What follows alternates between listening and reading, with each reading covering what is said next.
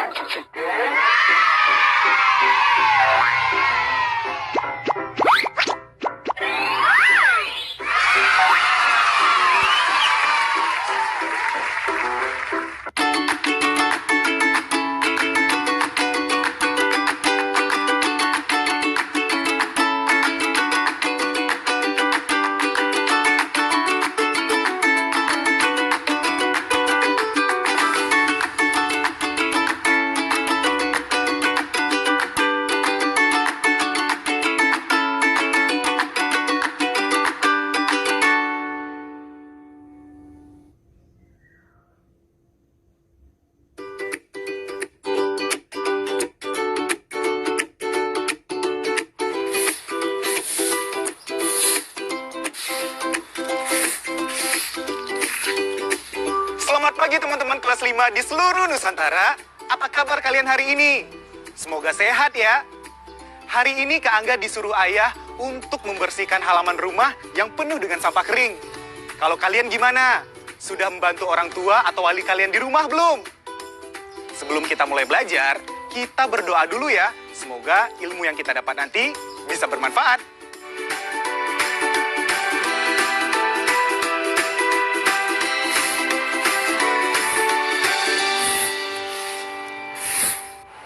Sungguh indah Gunung Rinjani, bagai surga pindah ke bumi. Saat aku dewasa nanti, ingin aku jadi petani. Di mana letak Gunung Kerinci? Gunung tertinggi untuk didaki. Sungguh asik menjadi petani. Punggawa bumi sehat bestari. Rolindo punya lembah badah. Megalitikum daya tariknya. Jika memakai pupuk kimia, tanah mengeras, bumi terluka. Ngarai Sianok di Bukit Tinggi, tempat yang indah untuk berkemah. Sayur dijaga sepenuh hati, hasil melimpah dan penuh berkah. Sungai berantas di Surabaya. Lembah Anai ada di mana? Jika menjadi petani kota, dinding dan atap jadi sawahnya.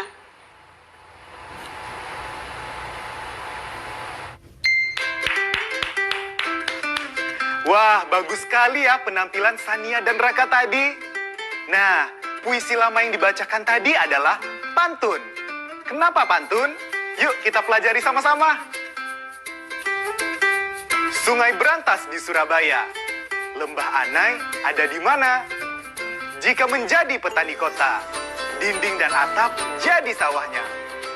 Perhatikan dua baris pertama dan dua baris terakhir setiap paragrafnya. Perhatikan pula akhiran di setiap barisnya. Kira-kira apa yang bisa kamu pelajari? Ayo kita kupas syarat atau ciri-ciri sebuah pantun. Syarat pantun. Dalam satu bait, pantun berisi 4 baris atau larik. Baris atau larik pertama dan kedua pada pantun disebut sampiran. Baris atau larik ketiga dan keempat berikutnya disebut isi atau pesan yang ingin disampaikan.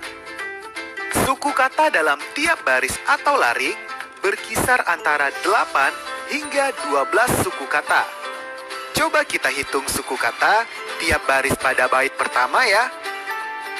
Sung, guh, in, dah, gu, nung, rin, ja, ni. 9. ba, gai, sur, ga, pi, da, ke, bu, mi. 9. Sa, at, a, ku, de, wa, sa, nan, ti. 9. Ing, in, a, ku, ja, di, pe, ta, ni. 9. Syarat terakhir ialah sajak atau bunyi akhir pada baris dalam satu bait dalam pantun bersajak A, B, A, B. Artinya, bunyi akhir baris pertama memiliki persamaan dengan bunyi akhir baris ketiga. Sedangkan, bunyi akhir baris kedua harus sama dengan bunyi akhir pada baris keempat. Kita cek pada bait kedua ya. Di mana letak Gunung Kerinci, gunung tertinggi untuk didaki. Sungguh asyik menjadi petani, penggawa bumi sehat bestari. Kalian bisa lihat, huruf terakhir dari setiap bait adalah I. Seperti seolah bersajak, A, A, A, A. Sekarang, kita lihat bait keempat.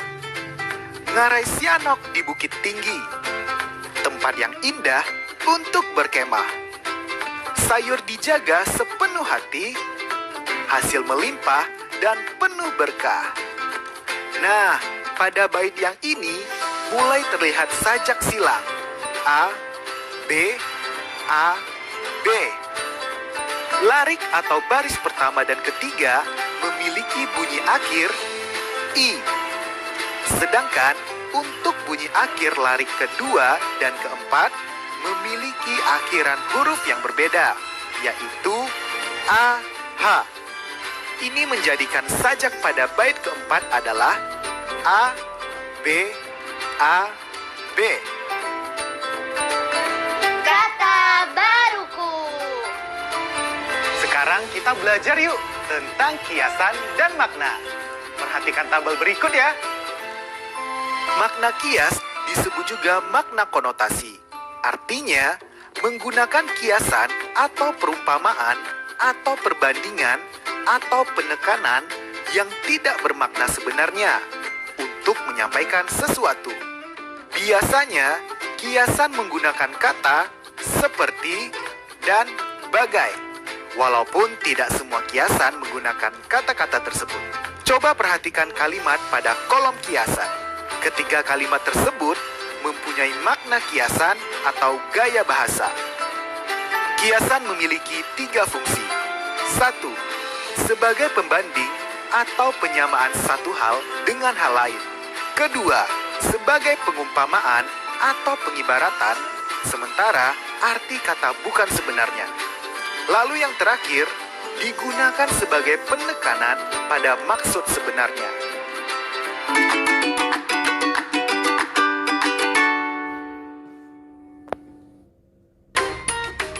Intuisi bilangan.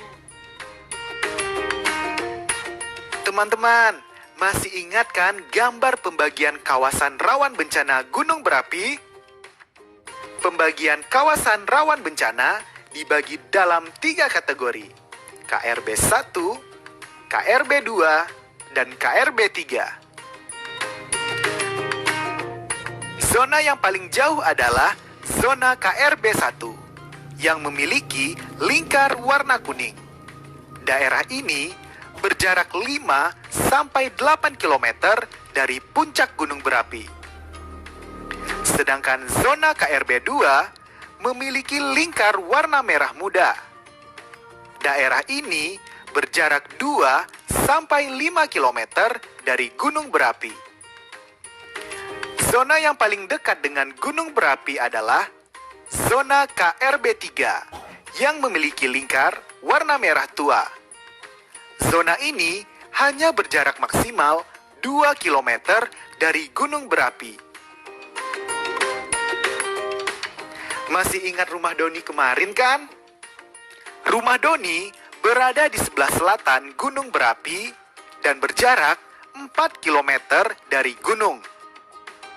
Jika rumah Vina berada tepat di sebelah selatan rumah Doni dan berjarak 0,5 km dari rumah Doni, termasuk KRB berapakah rumah Vina? Ya, rumah Vina masih dalam satu kawasan dengan rumah Doni, yaitu KRB 2. Karena rumah Vina berjarak 4,5 km dari gunung berapi. Pertanyaan selanjutnya, seandainya ada peningkatan aktivitas gunung berapi dan ada himbauan, zona merah harus dikosongkan dan penduduk dilarang beraktivitas di zona merah. Apakah Vina dan keluarga wajib mengungsi? Ya, tentu saja Vina dan keluarga tidak wajib mengungsi, karena mereka tidak tinggal di zona merah.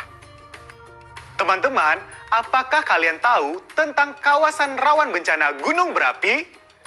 Yuk kita pelajari lebih lanjut. Kawasan rawan bencana atau KRB adalah sebuah peta yang mendeskripsikan daerah-daerah yang tergolong rawan bencana letusan gunung berapi. KRB gunung berapi biasa digambarkan dengan lingkaran-lingkaran seperti berikut. Lingkaran berwarna merah menggambarkan kawasan paling rawan. Lingkaran tersebut dibuat dengan jari-jari tertentu. Jari-jari ini berbeda berdasarkan pada kondisi masing-masing gunung berapi. KRB 1, gunung berapi bisa saja berbeda dengan gunung berapi yang lain. Lihatlah dua gambar KRB gunung berikut. Masing-masing gunung memiliki KRB yang berbeda. Dengan memahami KRB dan posisi rumah masing-masing, penduduk sekitar gunung berapi akan selalu siaga dengan kondisi gunung berapi. Sehingga ketika ada himbauan, semua penduduk radius 5 km harus mengungsi. Maka otomatis penduduk yang berada di zona merah dan zona merah muda sudah paham bahwa mereka harus segera mengungsi.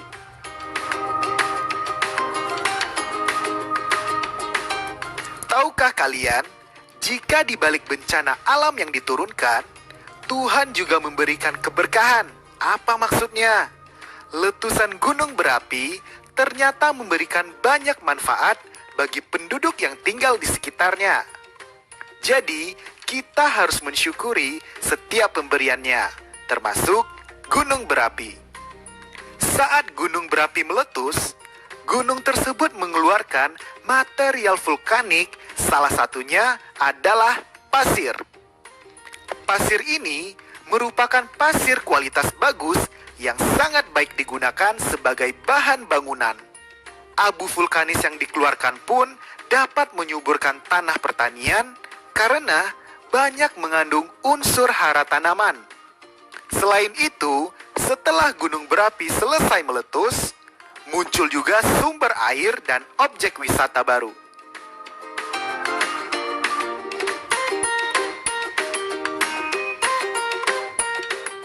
Pak Juki adalah kepala desa di Desa Mekarjaya. Desa ini terletak di dekat gunung berapi. Salah satu pekerjaan penduduknya adalah menjadi penambang pasir. Pak Juki selalu mencatat banyaknya truk pengangkut pasir yang mengambil pasir di daerahnya setiap hari. Berikut ini adalah banyaknya truk pengangkut pasir selama 1 minggu. Kemudian Pak Juki membuatnya menjadi diagram batang seperti ini.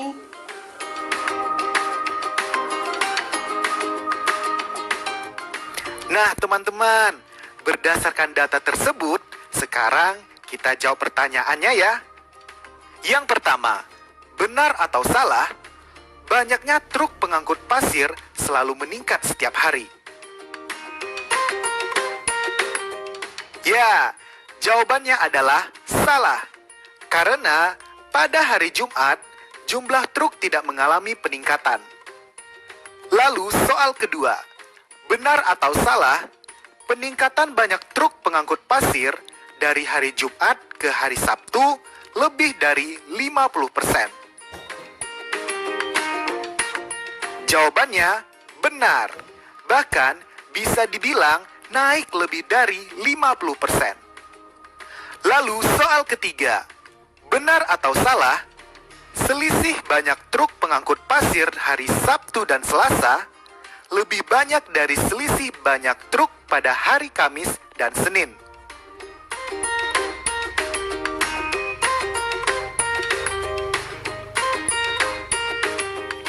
Jawabannya salah. Karena selisih Sabtu dan Selasa adalah 90 dikurangi 68. Berarti 22 truk. Sedangkan selisih pada hari Kamis dan Senin 85 dikurangi 42. Jadi sisanya 43 truk. Artinya, selisih truk pada hari Sabtu dan Selasa justru lebih sedikit dibandingkan hari Kamis dan Senin. Karena 22 truk lebih sedikit dari 43 truk. Soal keempat, jika satu kali mengangkut pasir, setiap truk mengangkut sekitar 5 ton pasir, berapa ton pasir yang diangkut dari Desa Mekarjaya dalam 1 minggu?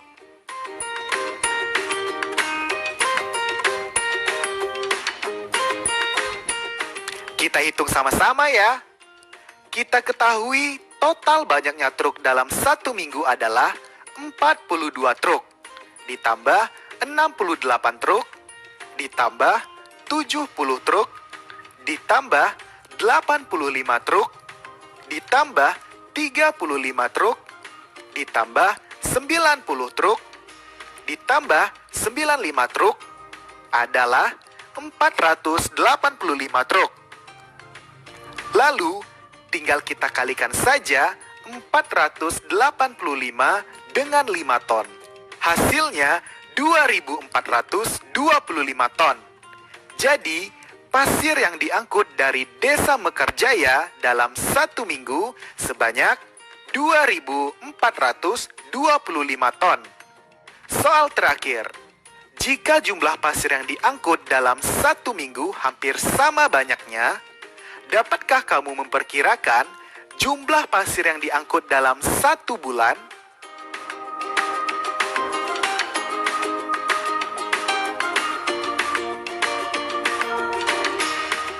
Kita hitung ya. 1 bulan terdiri dari 4 minggu. Dan tadi kita sudah ketahui pasir yang diangkut dalam 1 minggu adalah 2.425 ton. Maka kita tinggal kalikan saja dengan 4. Jadi jumlah pasir yang diangkut selama 1 bulan sekitar 9.700 ton.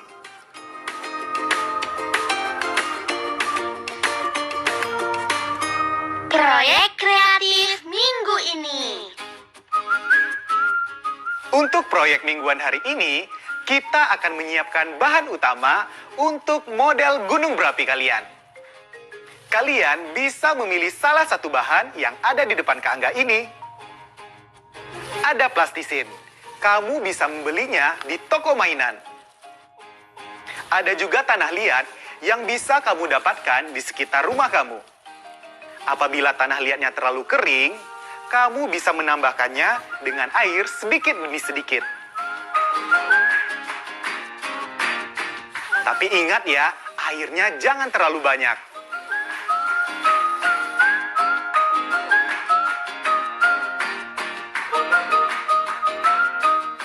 Lalu bisa juga dengan bubur kertas. Bagaimana cara buatnya? Kamu tinggal potong kecil-kecil kertas yang sudah tidak terpakai, lalu rendam dengan air.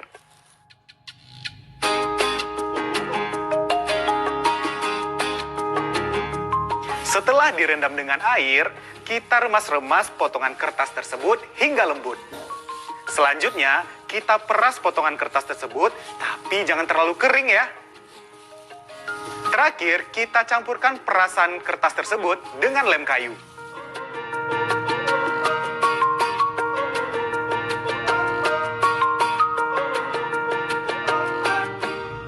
Nah, sekarang bubur kertasmu sudah jadi. Terakhir, kamu juga bisa gunakan adonan tepung dan garam juga loh. Perbandingannya 3:1. Jadi, apabila tepungnya 600 gram, maka garam yang kamu butuhkan adalah 200 gram. Nah, kedua bahan ini dicampurkan. Lalu tambahkan air sedikit demi sedikit.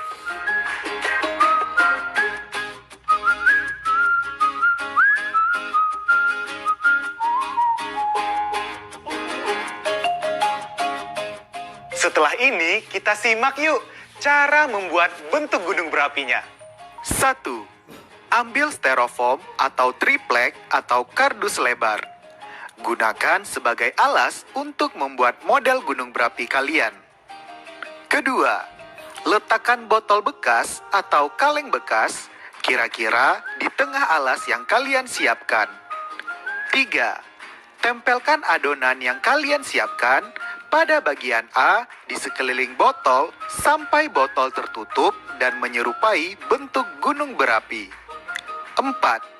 Tambahkan tanaman, sungai, atau danau di sekitar gunung berapi buatan kalian. Ini dia rangkuman tahapan proyek kreatif hari ini. Kalian bisa mencatat atau memotretnya dengan gawai yang ada agar kalian tidak lupa. Refleksi. Setelah menerima pelajaran mengenai pantun, makna kiasan, hingga mengenal tentang kawasan rawan bencana atau KRB, sekarang saatnya kalian merefleksi pelajaran hari ini. Lihat data di samping kiri layar. Dengan menggunakan data itu, jawablah pertanyaan di samping kanan. Selamat mencoba!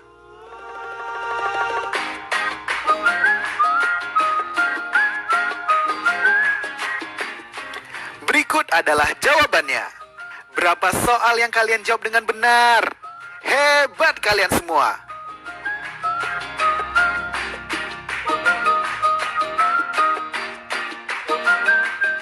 Teman-teman, tidak terasa pelajaran hari ini sudah selesai. Semoga ilmu yang kalian dapat hari ini bisa berguna. Sampai jumpa besok. Dah!